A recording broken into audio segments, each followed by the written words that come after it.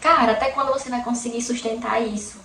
De ter uma vida infeliz, chegar em casa chorando, chorar no banheiro do trabalho, simplesmente não estar com um pingo de paz na alma, porque você não está mais se sentindo bem no seu ambiente de trabalho, você está se sentindo desrespeitada, não é aquilo que você queria, você está sobrecarregada. Quando você chega em casa e conta para as pessoas que estão à sua volta, que moram com você, se você mora com alguém, ou com seu esposo, com seus pais, independente de qual seja a sua configuração no momento, mas é triste demais. Rapaz, imagine você estar sozinho passando por uma situação dessa, isso deve ser barra.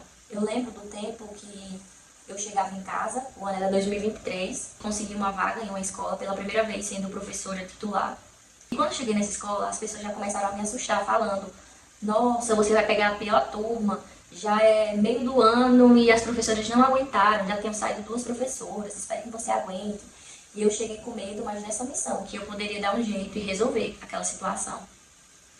Eu tentei de todas as formas, dei o meu melhor, porque eu não consigo fazer as coisas pela metade. Eu dava o meu melhor para a turma, fazia meu trabalho com excelência, mas chegou um tempo, e não durou muito tempo, foi questão de meses, que eu me sentia fracassada, a verdade é essa. Me sentia impotente e eu falava: nossa, eu queria tanto isso, eu queria desempenhar esse papel, mas eu não consigo conduzir isso, essa situação, não dá pra mim, assim como não deu para as outras, né? Que significava algo que o problema não estava em mim, mas às vezes eu tinha medo de o problema estar em mim, de eu não conseguir lidar com essa situação, sabe? Da turma.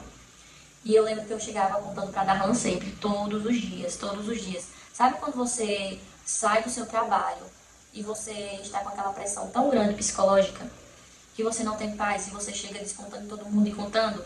Sempre, sempre desabafando todos os dias. No dia seguinte você já acorda pensando: nossa, não acredito que eu tô aqui para isso de novo, não acredito que eu tenho que enfrentar essa situação novamente, meu Deus, me dá forças. E eu passei por isso há alguns meses. E eu sempre falava para o meu esposo, toda vez que eu chegava, eu ficava contando relatos para ele. Tinha dias que eram melhores do que os outros, e eu falava: ah, eu consigo aguentar, eu consigo sustentar isso. Quando era no dia seguinte, eu via que a situação era insustentável, eu não conseguia fazer nada. Estava além das minhas forças fazer, e eu estava psicologicamente tão exausta, tão cansada daquilo, tão estressada, que eu não aguentava, né, gente? Eu falava: não acredito que eu vou dormir e o outro dia vai ser dia de ir para esse lugar de novo. Eu não quero isso. E eu orava, comecei a orar e falar com o Senhor, porque eu não sei qual é a sua fé. Mas se você está passando por esse momento, eu digo: comece a orar e entregar ao Senhor. Comece a orar e dizer ao Senhor que não aguenta mais. Eu sei que o Senhor sabe de tudo, é conhecido de todas as coisas, mas eu acho que a gente pode falar para Ele. Ele quer que a gente converse com Ele e mostre o nosso lado, os nossos pontos, ainda que Ele saiba. E eu sei que tem alguns processos que Deus nos permite passar mais do que outros, mas sempre quando eu orava, eu falava: Senhor, não quero isso, Senhor, não aguento. Se for para me aguentar mais um pouquinho essa situação, que o Senhor me sustente. Mas eu decidi dar um basta, eu comecei a orar, porque eu sei também que a oração é importante, mas não basta só a oração, a gente tem que agir. E você tem que começar a pensar no plano B, conseguir projetar outras coisas, sabe, além do que você está vivendo. Se motivar e falar: eu não estou conseguindo arcar com isso agora, eu não quero mais, eu não aguento mais essas coisas que estão acontecendo nesse meu local de trabalho. Eu preciso sair, e eu sei que não é fácil, porque principalmente quando as pessoas estão anos e anos em um lugar, eu sei que tem as questões trabalhistas, ninguém quer perder seus direitos, isso é óbvio. Mas uma coisa eu tenho certeza, é que Deus, ele é o Deus de providência. Talvez o homem, ele não queira dar os seus direitos: ah, vou esperar você pedir demissão para que você não tenha direito nenhum. Mas tudo se resolve na oração, minha gente. Através da oração, Deus, ele pode fazer o homem voltar atrás em sua palavra, amolecer o coração do homem para que ele entregue, sabe? E permita com que você saia dali, te demita com todos os seus direitos. O plano é orar e agir. Você tem que pensar o que é que você pode fazer lá na frente para poder sair dessa situação. Mas, por experiência, foque em um plano B, C, para você sair desse lugar. Além de você orar, você foca: o que eu quero? Eu quero sair daqui, o que é que eu vou fazer? Qual vai ser o meu plano de ação para sair desse lugar? Porque eu não aguento mais estar nesse lugar.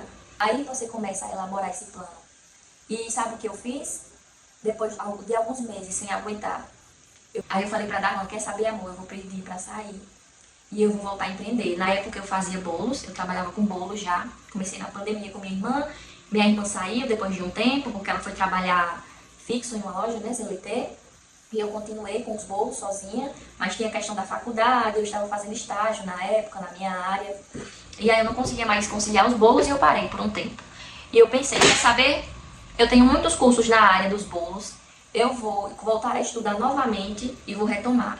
E depois que eu voltei novamente, eu falei assim, olha, meu patrão na época, não quero mais ficar, não estou aguentando mais, não estou feliz e eu quero empreender na época, né? E na época, para além dos bolos, eu estava pensando em algo também. Eu estava começando a estudar sobre o segmento do Pegmonte, que em 2023 o Pegmonte estava sendo muito usado. Eu via muitos vídeos, eu consumia muitos vídeos sobre o Pegmonte. E eu meio que falei a ele que eu estava pensando em sair para que ele procurasse alguém. Eu dei um prazo de mais ou menos um mês. E eu juro a vocês que todos os dias o que me motivava a voltar para aquele trabalho e fazer o meu melhor era porque eu não ia ficar ali por muito tempo.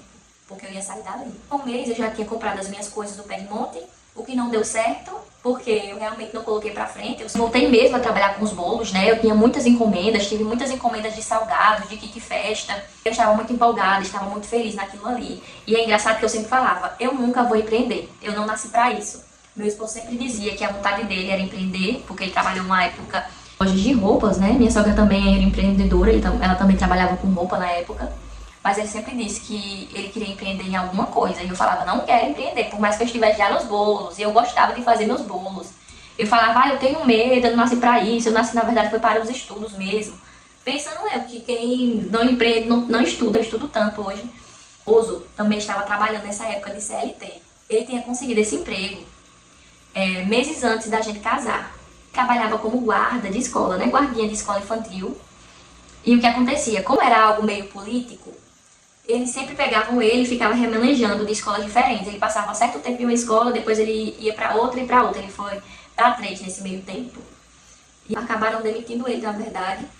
E nesse tempo eu já estava com os meus bolos.